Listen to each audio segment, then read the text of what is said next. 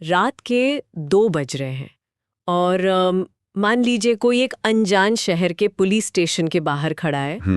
मतलब अंदर जाने से पहले ही हाथ कांप रहे हैं और दिमाग में ना 100 तरह के बुरे ख्याल आ रहे हैं। भारत में ये जो FIR शब्द है, हाँ बिल्कुल, ये सिर्फ 3 अक्षर नहीं है। ये एक ऐसा शब्द है जो अच्छों की नींद उड़ा देता है। जैसे ही ये शब्द कानों में पड़ता है तो सबसे पहला ख्याल यही आता है कि बस अब जिंदगी खत्म। सही कहा। समाज में बदनामी होगी, कोर्ट कचहरी के चक्कर काटने पड़ेंगे और वो पुलिस स्टेशन का एक अंतहीन डर। एग्जैक्टली। लेकिन आज की हमारी इस विस्तृत चर्चा में हम इसी डर के मनोविज्ञान और इसकी हकीकत को डिकोड करने वाले हैं। हमारे पास जो आज के स्रोत है, जो कानूनी विश्लेषण है, वो इस पूरे सिस्टम की एक बहुत ही अलग तस्वीर पेश करता है। और वो तस्वीर समझना बहुत जरूरी है। बिल्कुल। हम सिर्फ ये नहीं जानेंगे कि FIR क्या है, बल्कि हम इसके पीछे काम करने वाले कानूनी तर्क, पुलिस की असल शक्तियों और एक नागरिक के तौर पर जो असली हथियार होते हैं ना, उनको समझेंगे। देखो, इस डर की जड़ में अगर हम जाएं तो पता चलता है कि लोग कानून से उतना नहीं डरते जितना उस प्रक्रिया के अज्ञात होने से डरते। अज्ञात होने से मतलब जब किसी को पता ही नहीं है कि एक कमरे के अंदर जाने के बाद उसके साथ क्या होने वाला है, तो दिमाग सबसे बुरी स्थितियों की कल्पना करता है ना। हाँ, वो तो ह्यूमन नेचर है। बिल्कुल। और कानूनी दस्तावेजों की भाषा जानबूझकर इतनी जटिल रखी जाती है कि एक आम आदमी उसे देखकर ही हार मान ले। वो लीगल जार्गन जो होता है। हाँ, लेकिन अगर हम उस जटिल भाषा के छिलके को उतारें तो उसके पीछे का तर्क बहुत ही सीधा और तार्किक होता है। आज हमारा काम उसी छिलके को उतारना है। सही बात है। जब तक ये समझ नहीं आएगा कि सिस्टम काम कैसे करता है और क्यों करता है, तब तक थानों के बाहर लोगों के हाथ ऐसे ही कांपते रहेंगे। तो फिर उस छिलके को उतारने की शुरुआत बिल्कुल बुनियादी बात से करते हैं। जब हम FIR की बात करते हैं, यानी फर्स्ट इन्फॉर्मेशन रिपोर्ट, तो अक्सर लोग इसे किसी सजा के आदेश की तरह देखते हैं। मैं इसे एक अलग नज़रिए से समझने की कोशिश कर रही थी। क्या हम इसे किसी बीमारी के इलाज की पहली पर्ची की तरह देख सकते हैं? बीमारी की पर्ची? अच्छा, कैसे? मतलब जब कोई इंसान पहली बार डॉक्टर के पास जाता है और अपने लक्षण बताता है, तो डॉक्टर एक शुरुआती पर्ची बनाता है ना? एक प्रिस्क्रिप्शन लिखता है। हाँ, बिल्कुल। वो पर्ची कोई फाइनल मेडिकल रिपोर्ट तो नहीं होती। नहीं, वो पर्ची ये साबित करती है कि मरीज को कोई लाइलाज बीमारी है। वो सिर्फ एक शुरुआती रिकॉर्ड है कि फला तारीख को इस व्यक्ति ने ये दिक्कतें बताईं ताकि आगे की जांच हो सके। जैसे ब्लड टेस्ट या एक्सरे वगैरह। एग्जैक्टली। तो क्या कानूनी दुनिया में FIR का भी बिल्कुल यही काम नहीं है? ये एनालॉजी सिस्टम के काम करने के तरीके को बहुत अच्छी तरह से समझाती है। डॉक्टर की वो पर्ची सिर्फ इलाज शुरू करने का एक आधार है और FIR सिर्फ और सिर्फ क्रिमिनल जस्टिस सिस्टम को एक्टिवेट करने का एक स्टार्टिंग पॉइंट है। Starting point. हाँ, हमारे श्रोता यहाँ एक बहुत ही महत्वपूर्ण कानूनी वर्गीकरण की व्याख्या करते हैं, जिसे समझना सबके लिए जरूरी है। कानून ने अपराधों को मुख्य रूप से 2 हिस्सों में बांटा है। अच्छा, कौन से 2 हिस्से? पहला है संज्ञेय अपराध, जिसे अंग्रेजी में कॉग्निजेबल ऑफेंस कहते हैं, और दूसरा है असंज्ञेय अपराध। और ध्यान देने वाली बात यह है कि FIR हमेशा संज्ञेय अपराधों के मामले में ही दर्ज होती है। लेकिन कानून को ये वर्गीकरण करने की जरूरत क्यों पड़ी?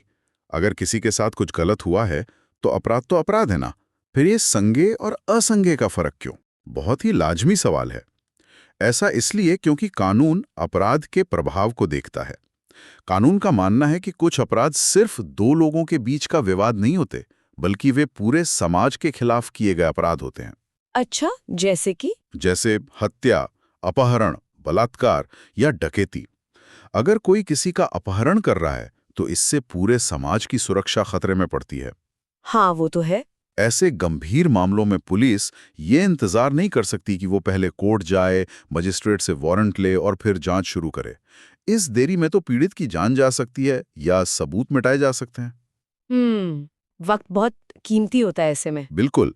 इसलिए संज्ञेय अपराधों में पुलिस को ये शक्ति दी गई है कि सूचना मिलते ही, यानी FIR दर्ज होते ही, वे तुरंत जांच शुरू कर सकते हैं और बिना किसी वारंट के संदिग्ध को गिरफ्तार भी कर सकते हैं। तो इसका सीधा सा अर्थ ये है कि राज्य ने पुलिस को तुरंत एक्शन लेने की ये ताकत समाज के भलाई और त्वरित न्याय के लिए दी है। बिल्कुल सही। लेकिन यहीं पर एक बहुत बड़ी सामाजिक समस्या पैदा होती है। मतलब कागज पर तो एफआईआर सिर्फ एक शुरुआती सूचना है, एक आरोप है। लेकिन हमारे समाज में जैसे ही किसी का नाम एफआईआर में आता है, सब उसे मुजरिम मान लेते हैं। एग्जैक्टली मोहल्ले से लेकर रिश्तेदारों तक सब उसे अपराधी घोषित कर देते हैं। और ये क्रिमिनल जस्टिस सिस्टम की सबसे बड़ी विडंबना है। कानूनी रूप से एफआईआर में नाम आने का मतलब सजा मिलना बिल्कुल नहीं है। हमारे न्यायशास्त्र का जो मूल सिद्धांत है, इनोसेंट अंटिल प्रूवन गिल्टी। मतलब जब तक दोष साबित ना हो जाए तब तक व्यक्ति निर्दोष है। हाँ, एफआईआर सिर्फ पुलिस का दस्तावेज है। पुलिस का काम ये तय करना नहीं है कि कौन दोषी है और कौन नहीं। तो फिर उनका काम क्या है? उनका काम सिर्फ तथ्य और सबूत इकट्ठा करके अदालत के सामने रखना है। किसी को आरोपी से अपराधी घोषित करने का अधिकार सिर्फ और सिर्फ अदालत के पास है। वो भी दोनों पक्षों की पूरी जिरा सुनने के बाद, है ना? बिल्कुल। अच्छा, मान लीजिए मशीनरी एक्टिवेट हो गई और एफआईआर दर्ज हो गई। इसके बाद असल में होता क्या है? क्योंकि आम धारणा तो यही है कि किसी ने शिकायत की, एफआईआर लिखी गई और अगले ही पल पुलिस सायरन बजाती हुई जीप लेकर दरवाजे पर खड़ी होगी और कॉलर पकड़कर सीधे जेल में डाल देगी। हाँ, बिल्कुल ऐसे ही सोचते हैं लोग। देखो, ऐसा फिल्मों में बहुत अच्छा लगता है, लेकिन असल कानूनी प्रक्रिया काफी अलग होती है। एफआईआर दर्ज होने के बाद पुलिस का मुख्य काम जांच यानी इन्वेस्टिगेशन शुरू करना होता है। इन्वेस्टिगेशन? इसमें मौका वारदात पर जाना, वहां से फोरेंसिक सबूत इकट्ठा करना और सबसे अहम गवाहों और संबंधित लोगों के बयान दर्ज करना शामिल होता है। और वो तुरंत गिरफ्तारी वाली बात? जहां तक तुरंत गिरफ्तारी की बात है, तो ये हर मामले में ना तो अनिवार्य है और ना ही कानून इसकी इजाजत देता है। गिरफ्तारी जांच का एक हिस्सा हो सकता है, लेकिन ये कोई ऑटोमेटिक प्रक्रिया नहीं है। मतलब पुलिस को जस्टिफाई करना पड़ता होगा? बिल्कुल, पुलिस को ये साबित करना होता है कि गिरफ्तारी क्यों जरूरी है। जैसे क्या आरोपी भाग सकता है, क्या वो सबूत मिटा सकता है, या क्या वो गवाहों को डरा सकता है। लेकिन अगर पुलिस को हर जगह गिरफ्तारी का अधिकार नहीं है, तो फिर लोग आर्थिक मामलों में पुलिस का इस्तेमाल डराने धमकाने के लिए क्यों करते हैं? वो एक बहुत बड़ी समस्या है। हाँ, मान लीजिए मैंने किसी ठेकेदार को अपना घर बनाने के लिए 5 लाख रुपए दिए। उसने पैसे ले लिए, लेकिन न तो काम पूरा किया और न ही पैसे लौटा रहा है। आम बात है। अब मैं गुस्से में पुलिस स्टेशन जाती हूँ और कहती हूँ कि मुझे एफआईआर दर्ज करानी है, इसने मेरे पैसे मार लिए, इसे गिरफ्तार करो। ऐसी स्थिति में कानून क्या कहता है? यहाँ पर हम पुलिस की सबसे बड़ी सीमा को छू रहे हैं, जहाँ सिविल मामलों और क्रिमिनल मामलों के बीच की रेखा खींची जाती है। आपके इस ठेकेदार वाले उदाहरण में उसने आपके साथ किए गए एक एग्रीमेंट या कॉन्ट्रैक्ट को तोड़ा है। तो ये क्रिमिनल नहीं है? नहीं, कानून की नजर में एक सिविल विवाद है। पुलिस का काम लोगों के डूबे हुए पैसे निकलवाना या रिकवरी एजेंट की तरह काम करना नहीं है। इसलिए पुलिस ऐसे मामलों में एफआईआर दर्ज करने से इनकार कर देगी और सिविल कोर्ट जाने की सलाह देगी।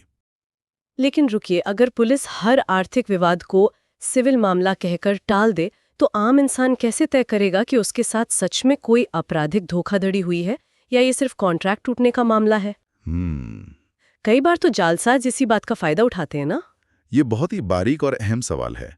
फर्क जो होता है ना, वो नियत यानी इंटेंशन में होता है। नियत में? हाँ, अगर ठेकेदार ने काम शुरू किया लेकिन किसी मजबूरी या बाजार के हालात की वजह से काम पूरा नहीं कर पाया, तो ये सिविल मामला है। अच्छा। लेकिन अगर वो ठेकेदार असल में कोई ठेकेदार था ही नहीं, उसने एक फर्जी पहचान बताई, जाली दस्तावेज दिखाए और शुरू से ही उसका इरादा पैसे लेकर भागने का था, तब तो वो फ्रॉड हो गया। बिल्कुल, तब यहाँ धोखाधड़ी या चीटिंग का क्रिमिनल मामला बनता है। पुलिस को शिकायत पढ़ते ही इसी नियत का विश्लेषण करना होता है कि क्या शुरुआत से ही कोई आपराधिक षड्यंत्र था या ये महज एक व्यापारिक असहमति है।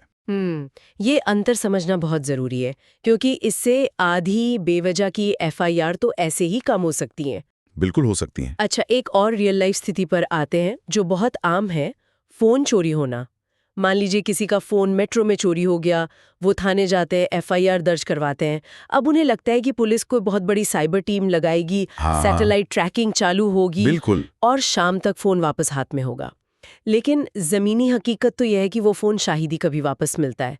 तो फिर इस पूरी प्रक्रिया का फायदा ही क्या है? फायदा सिर्फ फोन वापस पाने में नहीं है, बल्कि खुद को भविष्य की मुसीबतों से बचाने में है।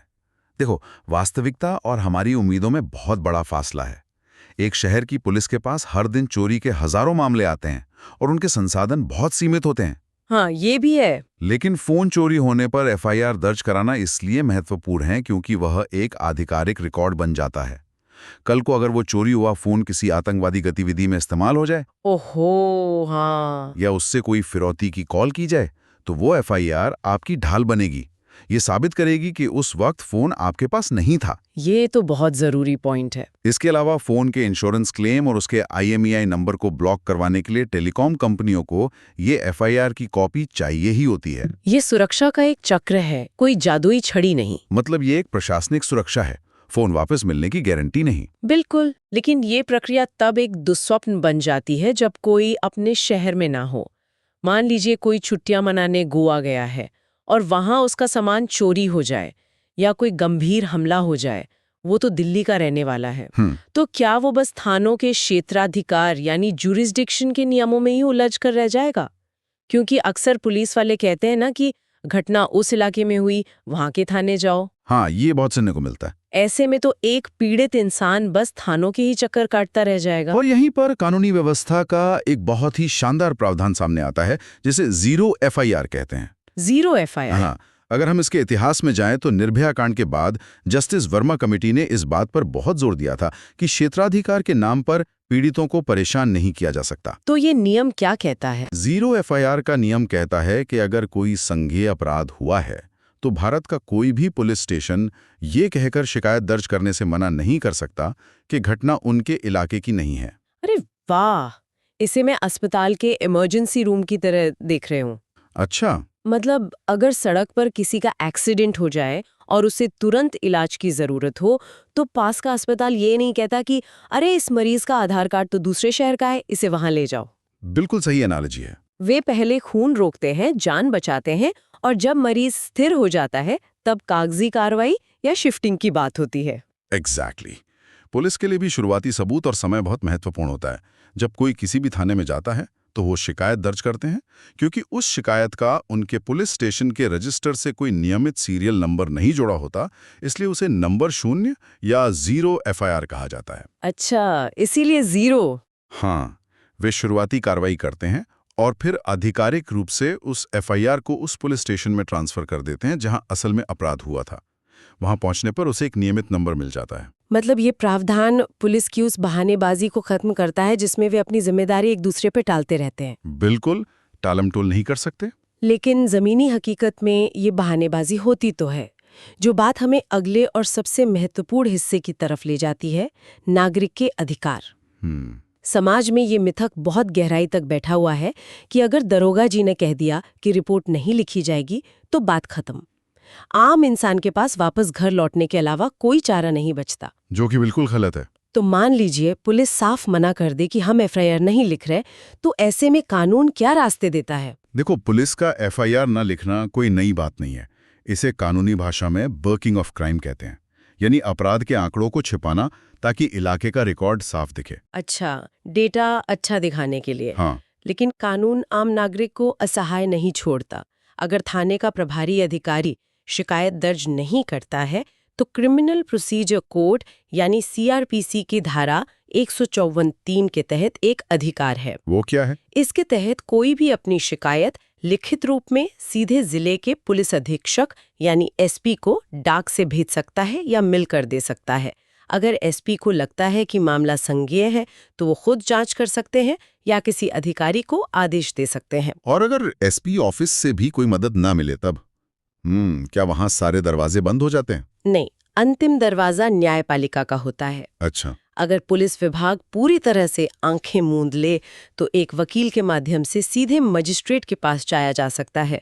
CRPC की धारा 156(3) मजिस्ट्रेट को ये पावर देती है कि वो पुलिस को फटकार लगा सकता है और FIR दर्ज करके जांच शुरू करने का सीधा आदेश दे सकता है। और पुलिस कोर्ट का आदेश तो टाल नहीं सकते, बिल्कुल नहीं टाल सकती।